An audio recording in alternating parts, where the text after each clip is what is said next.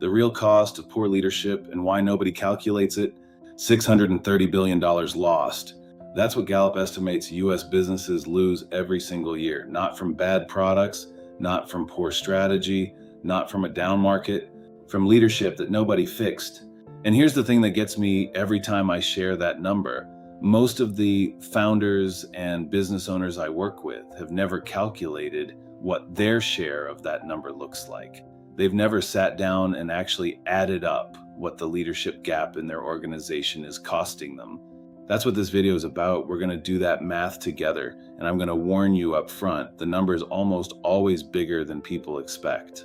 Somewhere along the way, business culture decided that leadership was a soft skill, the optional layer, the nice to have, the thing you invest in after the real work is done. Technical skills like accounting, operations, product development, sales, those are serious. They do matter. Discounting leadership seriously, that's the soft stuff. Because here's what I've actually seen in over 25 years of leading organizations and consulting across nonprofits, startups, and private businesses. The technical stuff is learnable. Systems can be fixed, processes can be improved, strategy can be adjusted. But when is the leadership broken? Everything downstream of it breaks too, and most organizations are so busy dealing with the downstream damage that they never look upstream at the source.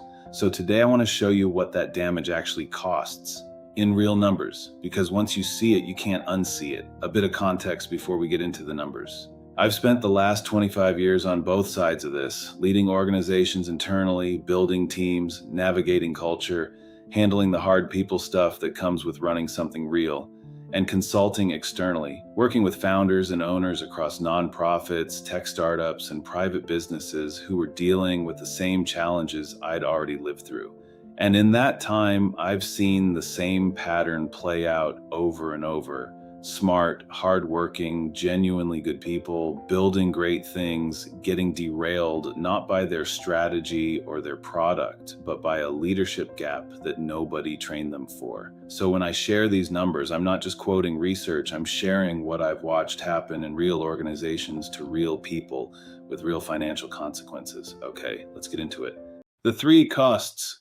There are three places where poor leadership shows up as a direct financial cost to your business. And most organizations are bleeding from all three simultaneously without realizing it. Cost number one, turnover. When a good employee leaves, and especially when they leave because of leadership, the cost is high. The Society for Human Resource Management estimates that replacing a single employee costs between 50% and 200% of their annual salary. Meaning if you lose someone making $60,000 a year, you're looking at anywhere from $30,000 to $120,000 to replace them, once you factor in recruiting, onboarding, and the productivity loss while the seat is empty. And here's the stat that really gets me. Gallup found that 57% of people who left a job cited their manager as a primary reason. Not the pay, not the commute, their manager. So the majority of your turnover cost is essentially a leadership tax. You are paying directly for the gap between the leader your organization has and the leader your people needed them to be.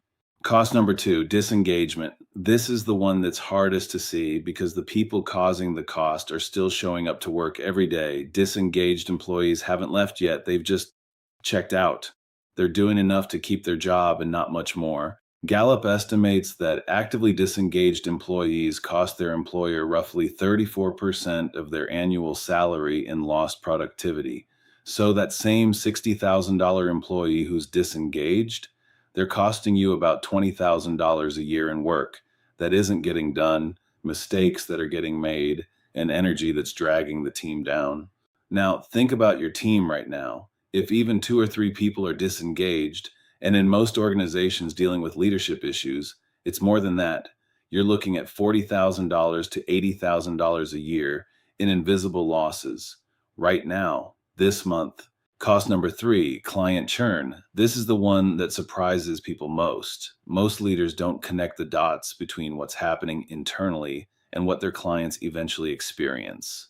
But here's the reality. When your team is tense, when trust is low, when the culture is fractured, it shows up in the quality and consistency of what your clients receive.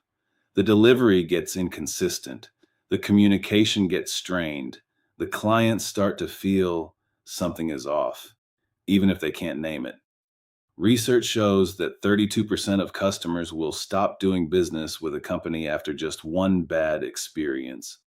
And reducing client churn by just 5% can increase profits by 25 to 125%.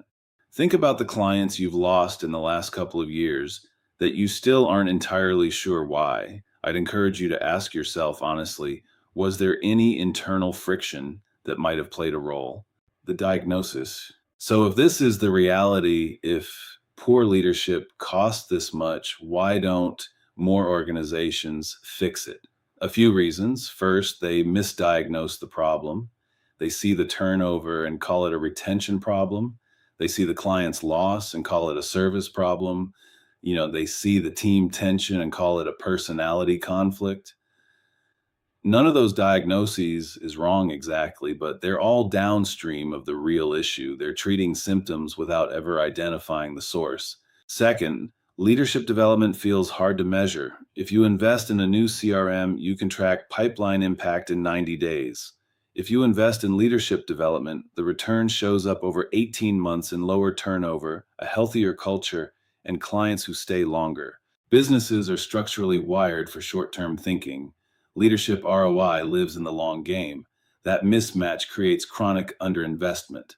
And third, honestly, fixing the leadership means looking at the leader. And that's uncomfortable, especially for founders who built something through sheer brilliance and hard work and aren't used to the idea that they might be the source of the problem. That's not a character flaw, it's just a gap in training, one that can absolutely be closed.